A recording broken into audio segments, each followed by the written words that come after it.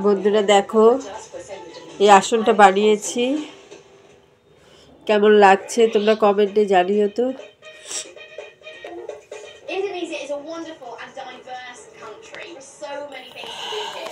আর এই দেখো ভেলভেট কাপড় দিয়ে সাইডে এইটা সেলাই করে দিয়েছি, তাহলে এটা সাইডের থেকে চটের যে সুতোগুলো থাকে ওগুলো বের হবে না, ওর জন্য দেখতেও ভালো লাগবে। দেখো তোমরা এগুলো বাড়িতেও বানাতে পারো চটের বস্তার মধ্যে।